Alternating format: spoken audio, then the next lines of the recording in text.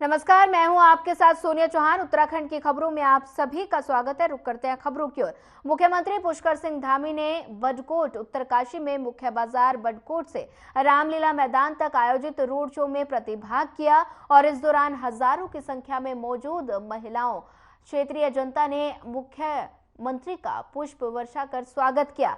रवाई क्षेत्र की जनता के भव्य स्वागत से मुख्यमंत्री अभिभूत नजर आए और मुख्यमंत्री ने भी लोगों पर पुष्प वर्षा कर उनका अभिनंदन किया। इस अवसर पर भाजपा प्रदेश अध्यक्ष महेंद्र भट्ट, सांसद माला राज्य लक्ष्मी शाह एवं अन्य लोग मौजूद रहे।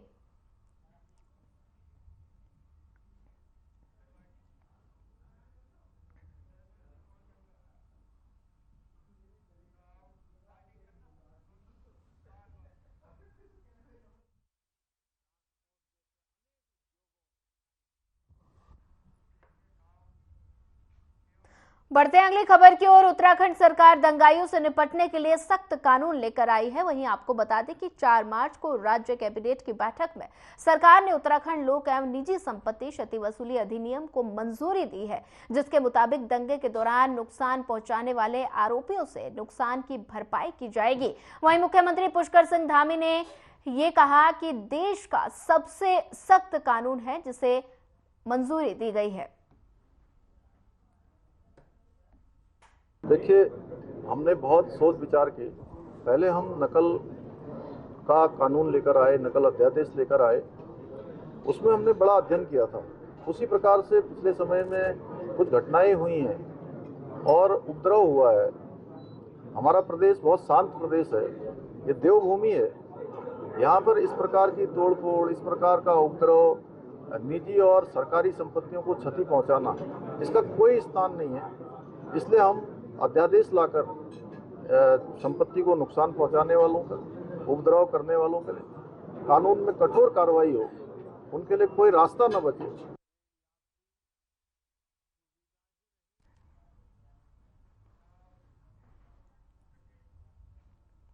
उत्तराखंड विधानसभा का बजट सत्र समाप्त हो चुका है, लेकिन विपक्ष के विधायकों की नाराजगी थमने का नाम नहीं ले रही। सदन के अंदर से लेकर बाहर तक विपक्षी अपनी नाराजगी जाहिर कर चुके हैं। वहीं अब उपनेता प्रतिपक्ष भुवन खापड़ी ने सरकार पर आरोप लगाते हुए कहा कि कांग्रेस पार्टी ने सत्र चलाने में सरकार का भरपूर सहयोग किया और सभी जगह प्रतिभाग भी किया। तब ये सूचना आई कि एक गरीब लड़की की हत्या हो गई है और तब यशपाल आर्य समेत कई विधायक हाउस में बोलकर घटनास्थल पर पहुंच गए। जब हम लोग वापस सदन में लौटते हैं तो उन्होंने कहा कि हमारे जिन विधायकों को चर्चा में भाग लेना था उनके नाम ही नहीं लिए गए। तब हमने सरकार से अनुरोध किया कि इन्हें भी सामान्य बजट में बोलने दिया जाए और हमने विरोध भी प्रकट किया, लेकिन हमें फिर भी बोलने नहीं दिया गया। वहीं सरकार द्वारा प्रस्ताव लगाया गया कि इस सत्र को अब अनिश्चित काल के लिए समाप्त किया जाता है। हम कांग्रेस पार्टी ने सत्र चलाने पर सरकार का पूरा सहयोग किया और सब जगह प्रतिभाग भी किया। बजट सत्र के दौरान जब सामान्य चर्चा हो रही थी, उसी बीच एक सूचना आती है कि यहाँ एक गरीब लड़की का जो है हत्या कर दी गई है।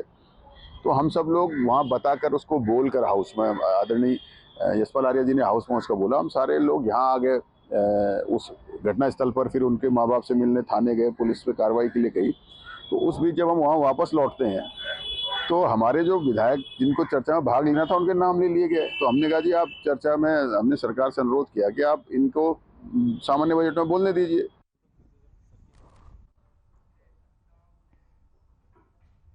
फिलहाल वक्त तो चला एक छोटा सा ब्रेक का। ब्रेक के बाद जल्द हाजिर होंगे।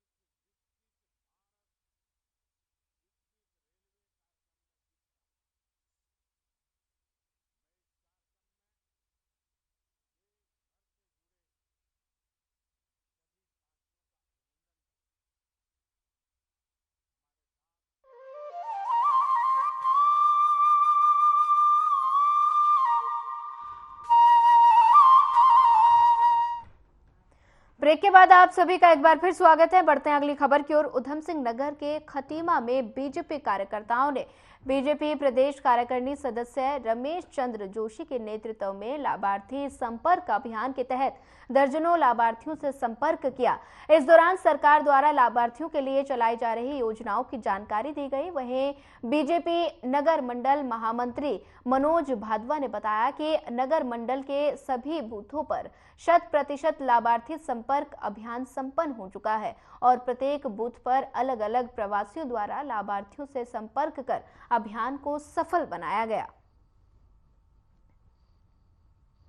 हम सभी भारतीय जनता पार्टी के कार्यकर्ता लगातार 1 तारीख से 5 तारीख तक सब अपने अपने बूथों पे लाभार्थी संपर्क अभियान में जुटे हुए हैं और प्रत्येक लाभार्थी के पास जाकर के हम लोग उनके मोदी जी सरकार द्वारा जो हमें सुविधाएं दी जा रही हैं, लाभार्थियों को जो सुविधाएं दी जा रही हैं उनके बारे में उनसे जानकारी ली जा रही है और उनको जानकारी दी जा रही है कि भविष्य में उनको और क्या क्या सुविधाएं माननीय मोदी सरकार द्वारा दी जा सकती हैं। इसी के तहत ये संपर्क अभियान आज लगातार 5वें दिन जारी है और हम घर घर जा कर के हमारे भाजपा के कार्यकर्ता अपने इस लाभार्थी संपर्क अभियान को सफल बनाने में लगे हुए हैं। बढ़ते हैं अगली खबर की ओर। उत्तराखंड के सभी 5 सीटों पर कांग्रेस पार्टी किसी भी दल के साथ गठबंधन नहीं करेगी और सभी सीटों पर चुनाव लड़ेगी। वहीं आपको बता दें, कांग्रेस पार्टी के वरिष्ठ प्रदेश उपाध्यक्ष सूर्यकांत धमसाना ने मीडिया को जानकारी देते हुए बताया कि कांग्रेस पार्टी किसी अन्य दल के साथ उत्तराखंड में गठबंधन नहीं करेगी और अकेले ही सभी 5 सीटों पर गठबंधन नहीं करेगी। मैं समझता हूँ कि समाजवादी पार्टी का गठबंधन उत्तर प्रदेश में, उत्तराखंड में उसका कोई इम्पैक्ट नहीं है। और उत्तराखंड में तो क्योंकि सारी पॉलिटिकल पार्टीज जो वामपंथी दल हैं, समाजवादी पार्टी है, सब लोग ये कह चुके हैं कि 5 सीट पर कांग्रेस ही लड़े और कांग्रेस के लिए 5 सीटों पर कोई ऐसा दबाव नहीं है कि हम किसी प्रकार से गठबंधन के लिए कोई सीट छोड़ें। भारत इलेक्ट्रिकल लिमिटेड के सहयोग से जनपद पौड़ी पुलिस कोटद्वार में 1 करोड़ 6 लाख की धनराशि से शहर के अलग अलग हिस्सों में हाई क्वालिटी के सीसीटीवी लगाने जा रही है। वहीं आपको बता दें कि 5 मार्च को पौड़ी एसएसपी श्वेता चौबे और विधानसभा अध्यक्ष रितु भूषण खंडूरी ने सीसीटीवी के लिए बनाए गए कंट्रोल रूम का लोकार्पण किया और इस अवसर पर विधानसभा अध्यक्ष रितु भूषण खंडूरी ने कहा कि शहर में लगने वाले सीसीटीवी से कानून व्यवस्था को मजबूती मिलेगी। सिक्योरिटी के नज़रिए से अगर इस चीज़ को देखा जाए तो कोटद्वार के लिए ये एक एक्सीलेंट आज ये कार्य हुआ है। इनका जो कंट्रोल रूम है इट इज़ बहुत सुंदर है, हाईटेक है और वहीं बैठकर हम पूरे कोटद्वार में कहाँ पे क्या प्रॉब्लम आ रही है वो हम देख सकते हैं। तो लॉ एंड ऑर्डर को मेंटेन करने में, ट्रैफिक को रेगुलराइज करने के लिए आज ये कोटद्वार में ज़बरदस्त कार्य हो। ऋषिकेश पुलिस ने 2 नशे के सौदागरों को 18.31 ग्राम स्मैक के साथ गिरफ्तार किया और साथ ही आपको बता दें कि श्यामपुर चौकी पुलिस ने चेकिंग के दौरान मादक पदार्थों की तस्करी कर रहे हैं 2 युवकों को गिरफ्तार किया और वहीं आपको बता दें जिसके कब्जे से पुलिस ने 18.31 ग्राम स्मैक बरामद की और पुलिस ने दोनों युवकों के खिलाफ नशीला सामान तस्करी करने के आरोप में मुकदमा दर्ज कर लिया है। वहीं आरोपियों को पुलिस ने कोर्ट के आदेश पर जेल भी भेज दिया। कोतवाल शंकर सिंह बिष्ट ने बताया कि श्यामपुर चौकी प्रभारी पंकज कुमार ने चेकिंग के दौरान नशे के तस्करों को गिरफ्तार करने में सफलता हासिल की और दोनों आरोपियों के आपराधिक इतिहास की जानकारी भी पुलिस जुटा रही है।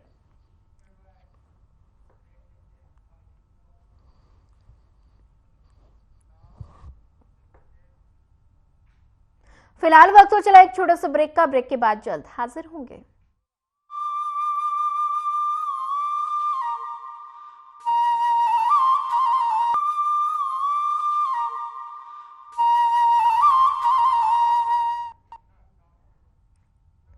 ब्रेक के बाद आप सभी का एक बार फिर स्वागत है। बढ़ते हैं अगली खबर की ओर। खबर उधम सिंह नगर से है, जहां क्षतिग्रस्त सड़क का मरम्मत कार्य न होने पर आक्रोशित ग्रामीणों ने अभियंता को ज्ञापन सौंपा। आक्रोशित ग्रामीणों ने बताया कि खटीमा पीलीभीत मोटर मार्ग बुरी तरह से क्षतिग्रस्त हो चुका है। सड़कों पर बड़े बड़े गड्ढे बने हुए हैं, जिसकी वजह से आए दिन दुर्घटना होती रहती है। वहीं उन्होंने कहा कि दोपहिया वाहनों, सड़क के किनारे कि व्यवसायियों और व्यापारियों तथा स्कूली बच्चों को भी सड़क पर बने बड़े बड़े गड्ढों, धूल मिट्टी की वजह से भारी दिक्कतों का सामना करना पड़ रहा है। ग्रामीणों ने सड़क पर बने गड्ढों और टूटी फूटी सड़कों की अविलंब मरम्मत कराने की मांग की है, और ताकि आए दिन दुर्घटनाएं ना हो और आम जनमानस को भी किसी प्रकार की असुविधा ना हो।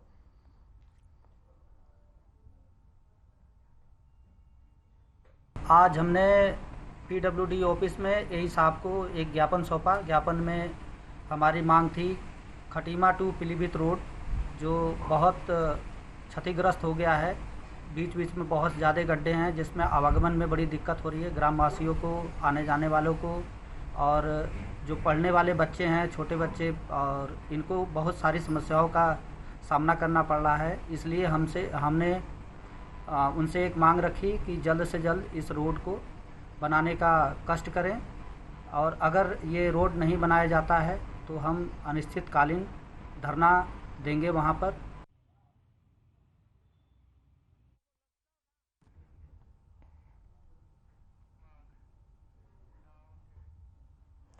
हरिद्वार के ट्रैवल कारोबारियों ने सिटी मजिस्ट्रेट कार्यालय के बाहर प्रदर्शन किया और राज्य सरकार से बाहरी गाड़ियों को निर्वाचन प्रक्रिया में लाने की मांग की।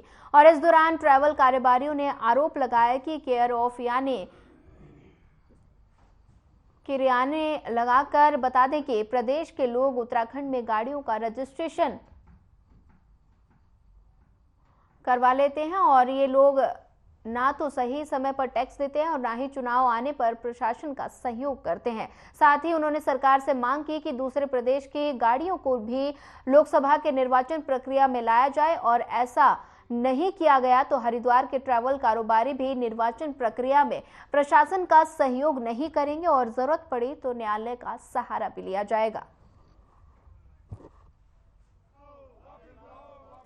जब केयर ऑफ वाली गाड़ी एक RTO दफ्तर, चाहे वो हरिद्वार हो, ऋषिकेश हो, कोई भी उत्तराखंड का RTO दफ्तर, अब बाबू लोग जब भरपेट अपना कमीशन ले रहे हैं उनसे केयर ऑफ में गाड़ी रजिस्टर्ड करने के लिए, जिनका कोई यहाँ पे मूल निवास प्रमाण पत्र नहीं है, कोई चीज़ नहीं है, ID नहीं है उनकी, फर्जी IDO के बेस के ऊपर गाड़ियाँ रजिस्ट्रेशन करी जा रही हैं।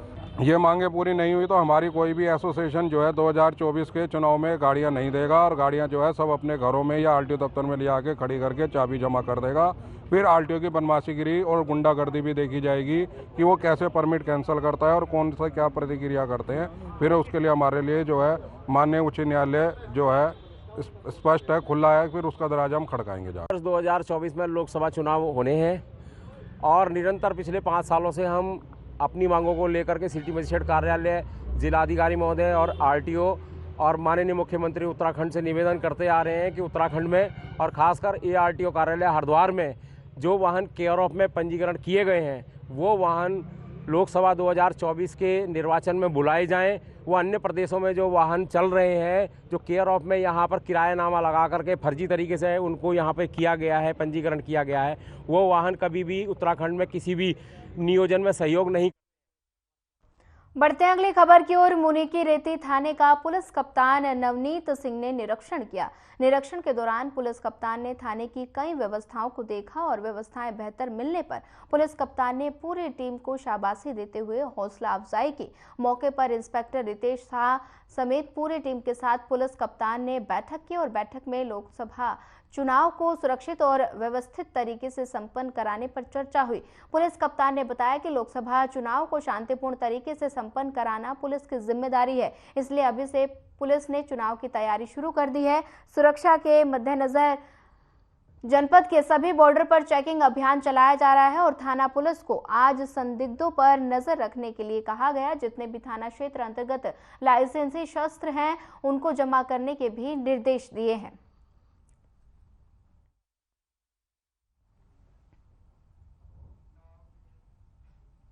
फिलहाल वक्त तो चला एक छोटे से ब्रेक का। ब्रेक के बाद जल्द हाजिर होंगे। ब्रेक के बाद आप सभी का एक बार फिर स्वागत है। बढ़ते हैं अगली खबर की ओर। सहसपुर विधानसभा के शीशमबाड़ा ट्रेचिंग ग्राउंड में कूड़े का बड़ा ढेर होने की वजह से स्थानीय लोगों को भारी दिक्कतों का सामना करना पड़ रहा है, जिसे देखते हुए सहसपुर विधायक सहदेव सिंह पुंडीर ने देहरादून के नगर निगम कार्यालय में पहुंचकर नगर आयुक्त गौरव कुमार से मुलाकात की और इस दौरान सहदेव पुंडीर ने नगर आयुक्त से बात कर शीशमबाड़ा से ट्रेचिंग ग्राउंड को वहां से शिफ्ट करने का आह्वान किया गया। और इस बीच सहसपुर विधायक सहदेव सिंह पुंडीर ने कहा कि नगर आयुक्त ने आश्वासन देते हुए कहा कि इस पर कार्रवाई चल रही है और इसके लिए फॉरेस्टेड लैंड देखी गई। देखिए, शीशमबाड़ा के बारे में ये बताना चाहूँगा कि वहाँ पर जो वेस्ट पुरानी अमरील डैम की कंपनी द्वारा इकट्ठा किया गया था, उनके द्वारा निस्तारण न होने के कारण वो लीगेसी वेस्ट था, उसका IIT रुड़की के द्वारा क्वांटाइजेशन कराया गया था, कैरेक्टराइजेशन भी कराया गया था। उसके उपरांत उसकी DPR तैयार की गई है और DPR पर जैसे ही अप्रूवल प्राप्त हो जाता है वहाँ से कूड़े के निस्तारण का कार्य शुरू कर दिया जाएगा। अनुमानित अवधि हमारी लगभग 1.5 साल की रहेगी। नगर आयुक्त जी से मिलकर जो शीशमबाड़ा जो हमारा ट्रेचिंग ग्राउंड है उसको शिफ्ट करने के लिए मैंने वार्ता की है और उन्होंने मुझे आश्वासन दिया कि वो फाइल जो है चल रही है।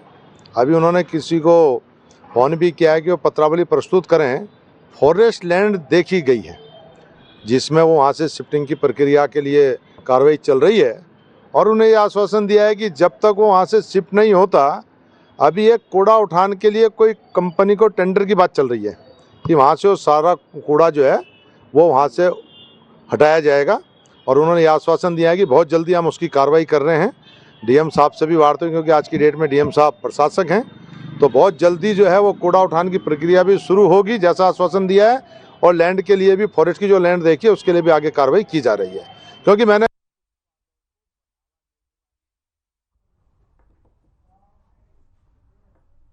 उत्तराखंड मदरसा बोर्ड के चेयरमैन डॉक्टर शगुन कामजी ने अपने 3 दिवसीय कमाऊ का दौरा करते हुए प्रदेश के तमाम मदरसों का हाल जाना। इस दौरान उन्होंने मदरसा कमेटी के अध्यक्ष और सचिवों से मुलाकात की और जरूरी दिशा निर्देश जारी किए। काशीपुर पहुंचे मदरसा बोर्ड के अध्यक्ष ने क्षेत्र के तमाम मदरसों को अध्यक्षों से मुलाकात करते हुए उन्हें सरकार गाइडलाइन से अवगत कराया।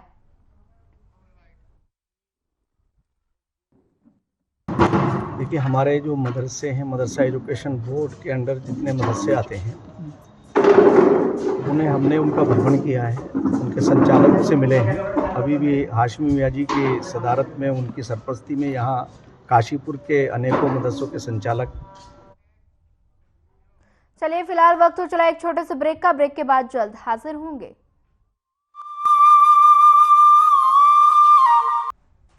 ब्रेक के बाद आप सभी का एक बार फिर स्वागत है। सीधे लिए चलते हैं आपको उधम सिंह नगर में, जहां शक्ति वंदन अभियान के समापन अवसर पर PM मोदी ने वर्चुअली संवाद किया। काफी दिनों से सबको इंतजार था और बहुत सारे लोग वो तो अपने लिए जिसको सपना जैसा मानते थे, ऐसा नजूल भूमि के मालिकाना हक और आज उसके पट्टों के वितरण समारोह में अभी आप सब लोगों ने जिनको सुना, हम सब के बीच में से जिनको हमने पूरे नैनीताल। फिलहाल इस बुलेटिन में इतना ही। ज्यादा खबरों के लिए बने रहिए हमारे साथ। नमस्कार।